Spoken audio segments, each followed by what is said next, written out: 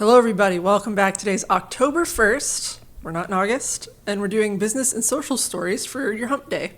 But before we start, this program is brought to you by the subscribers that subscribe to us, which is Patreon and Floatplane, and also Super Chats. So thank you, Mocha Mox, $20. Oh my God. Thank you. Fifi96,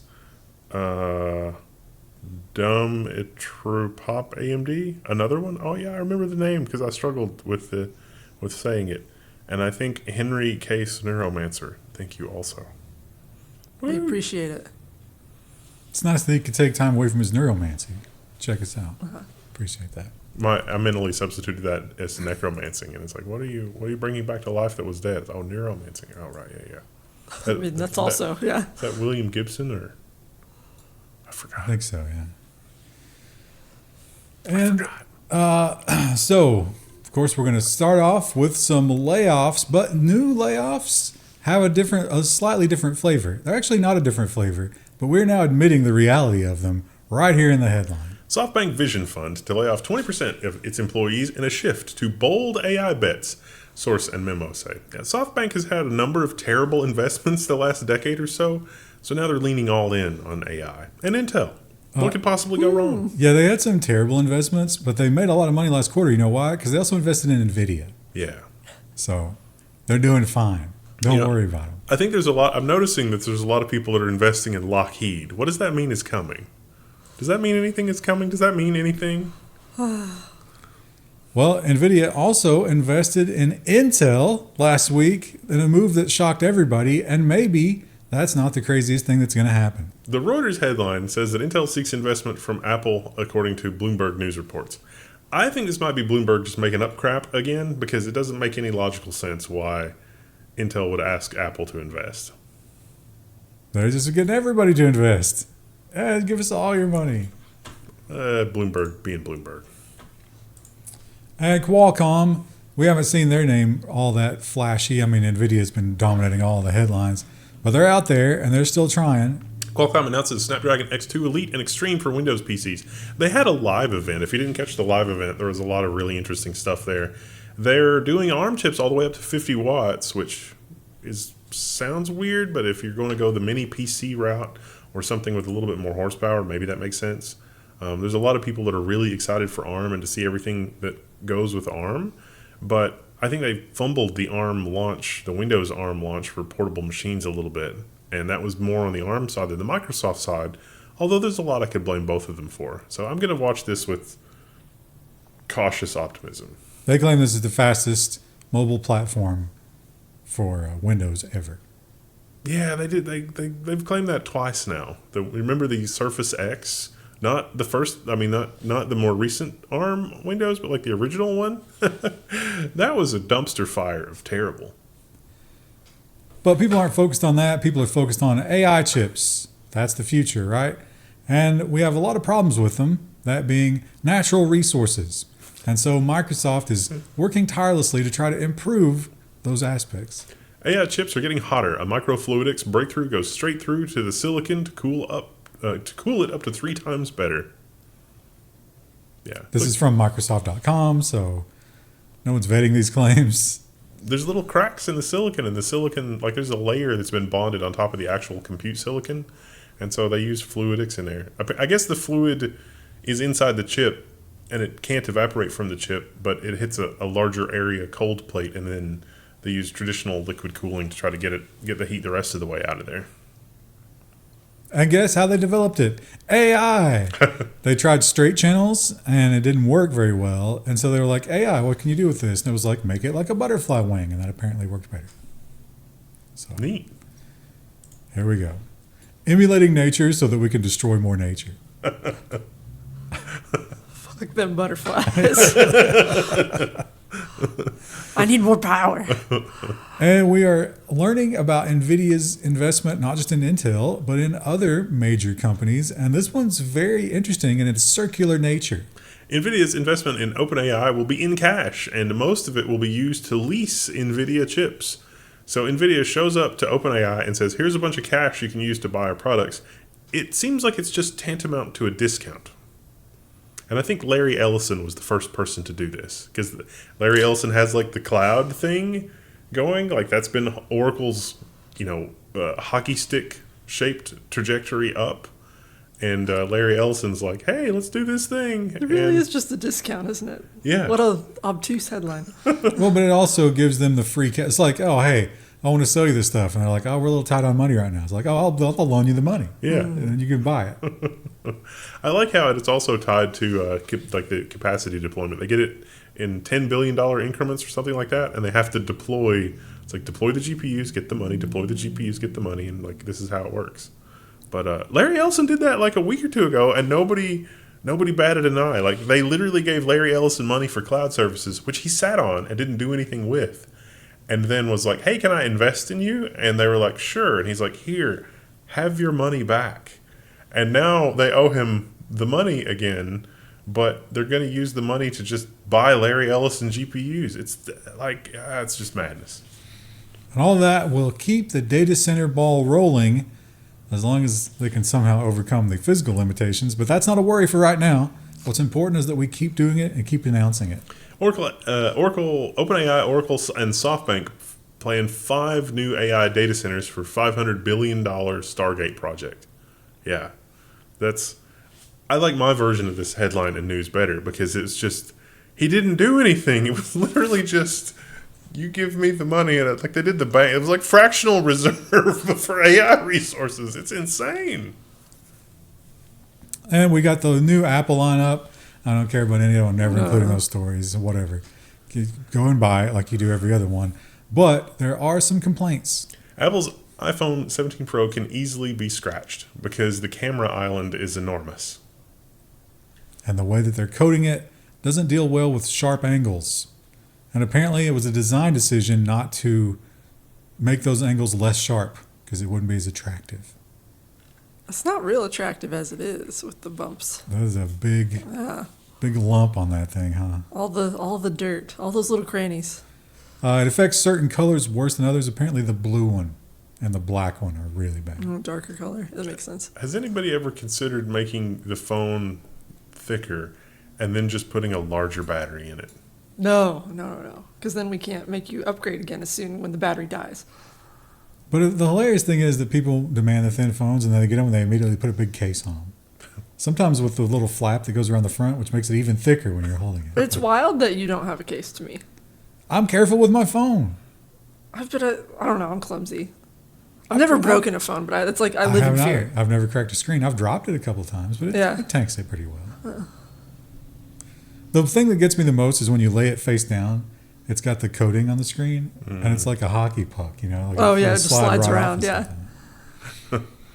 And guess what? Prices are going up. I don't know if you guys have noticed, but prices are going up.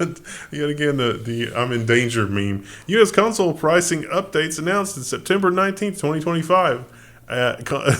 Also, Costco has said we're not going to carry Xbox anymore. It's a business decision. Wow. Like keeping their hot dog $1. Yeah, they're just like, no one's buying these anyway. We don't need this. And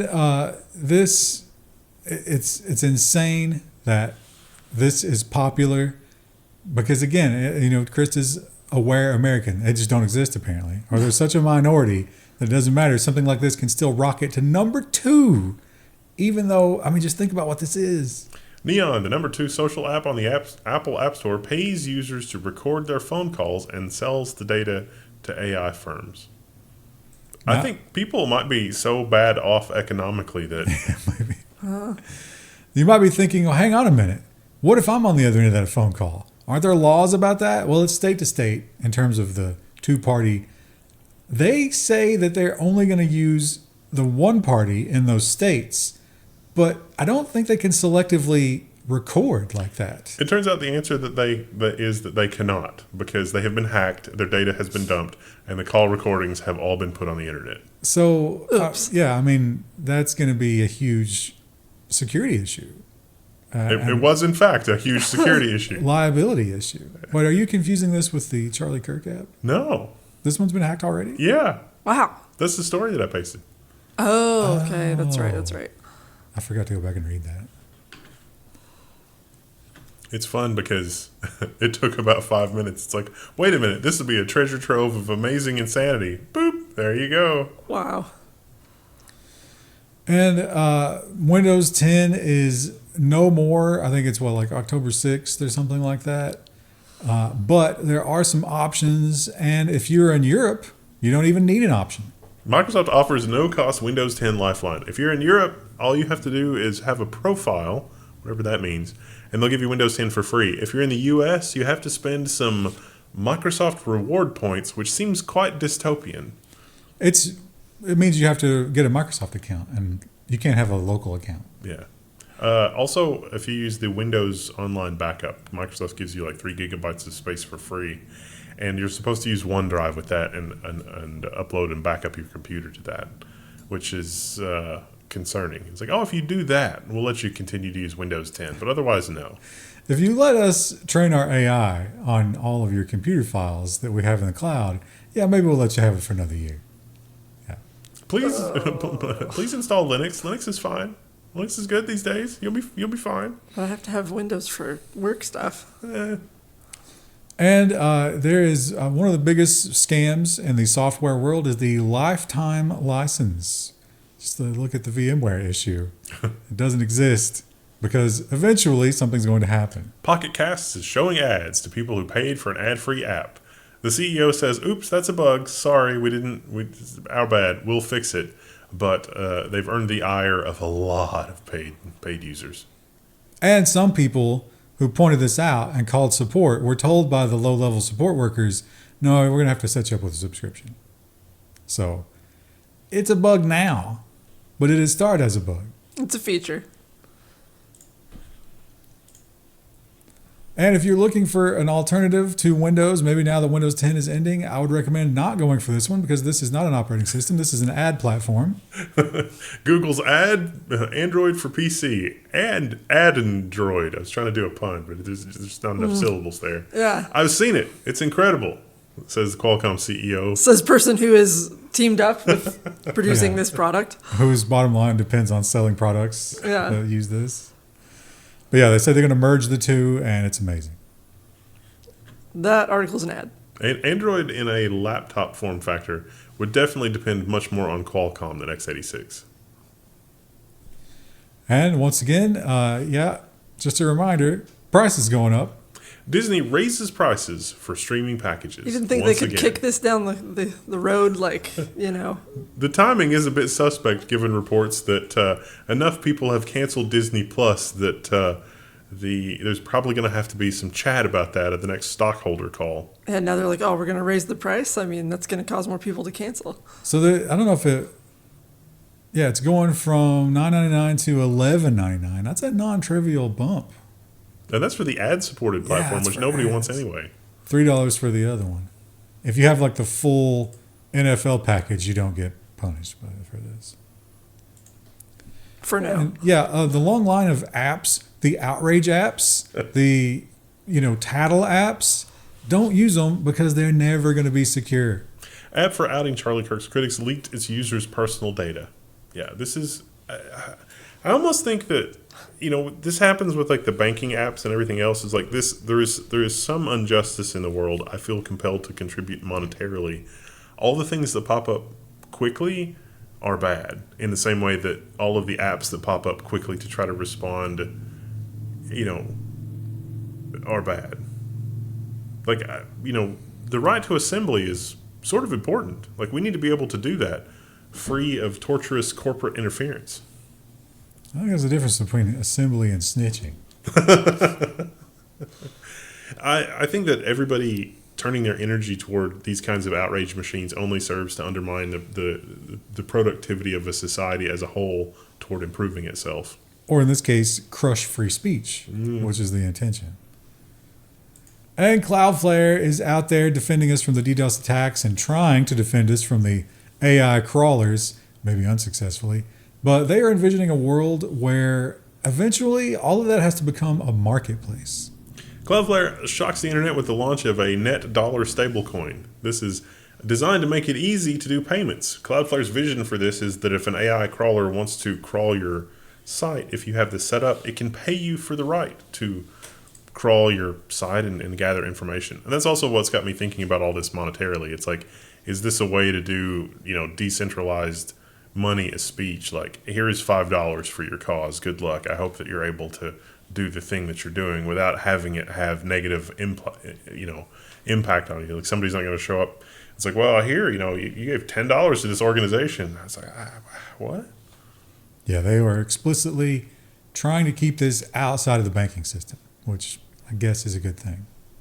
We'll see how it pans out. Also, they want this to be part of the whole agentic world where your AI is out there doing stuff for you, and maybe it needs to spend money, which is terrifying. Yeah, I'm not letting an AI agent do that, but all right. Yeah, don't say never. And moving over to social media, we have a new milestone for Instagram, which probably means that it's a lot of old people and they are going to be irrelevant in a year. Instagram now has 3 billion monthly active users. That seems like a lot. Considering the world population, that is indeed a lot. How many of those are humans? We may never know. We weirdly lost 30,000 users in New York recently. I don't understand what happened. Who could say? But you got to give it up to Mark Zuckerberg because he's made some big missteps in his professional career. But he's also made a lot of money, and I think he's reading the tea leaves correctly here.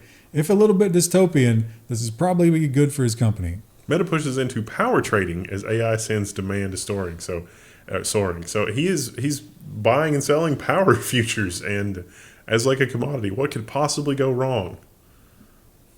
And he's not even hiding it. This is not like, oh, we need to ensure that we have the power to run our data center. He's like, no, I expect the prices to spike, and then we'll day trade that. We'll make a ton of money. We'll store energy. We'll sell it out of our batteries. And here on YouTube, there are some opportunities maybe for some of you who, don't have your accounts anymore. Get them back. YouTube reinstating creators banned for I don't know if I can say that yet. Probably or not shouldn't. Yet. Probably shouldn't. That's hilarious. The thing, and also election content and everything else.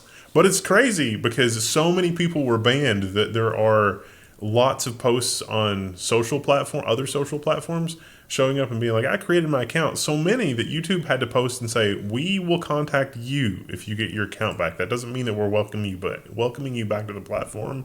They are going to ban people that sign up that had previously been banned if YouTube doesn't reach out to them, which seems insane.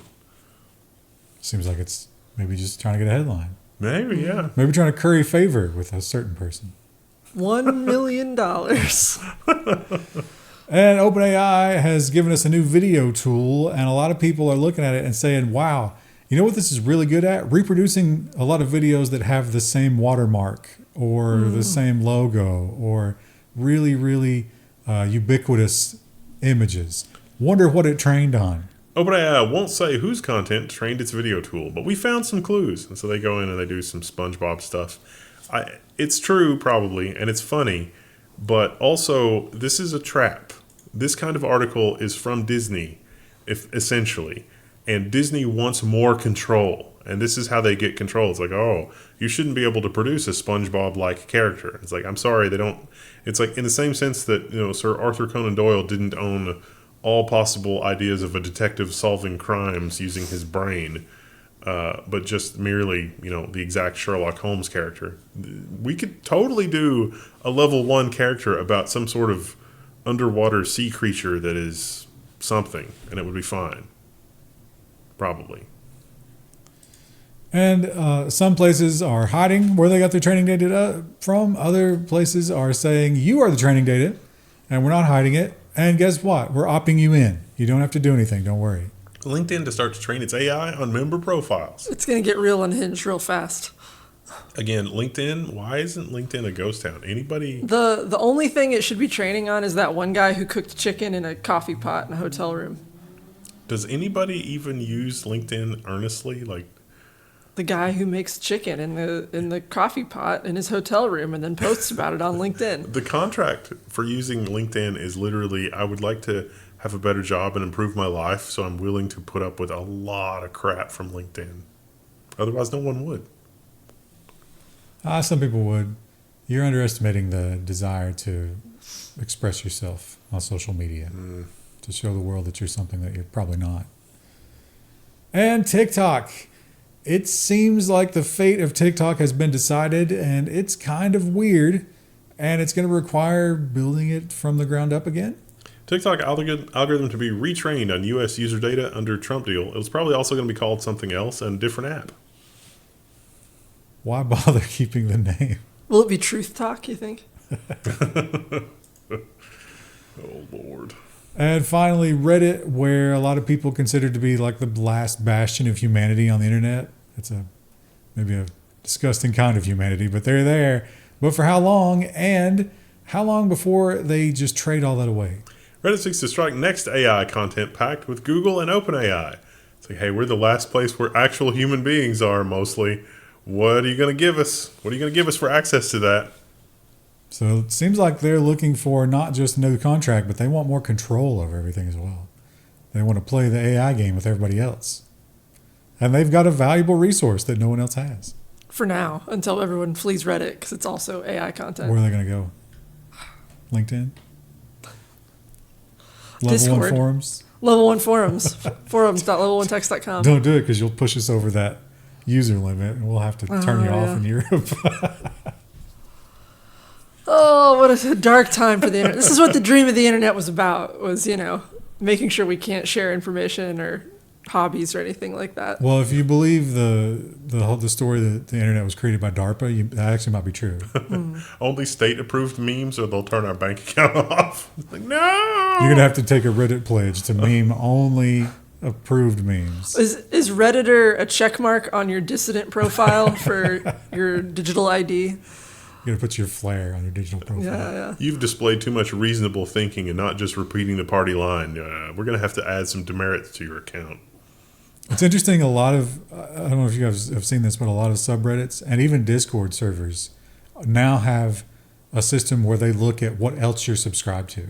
If there's any like wrong think in your subreddits or your Discords that you belong to, you can't join. There's a lot of that kind of turmoil happening right now in open source projects. It's like, this person is a flat earther. We must eject them from the project. And it's like, but their code's fine. I don't care if they're a flat earther. It's totally okay. Is that dumb? Sure. But, it's not illegal to be dumb. Anyway, we'll see you guys on Friday with AI and nonsense. Bye.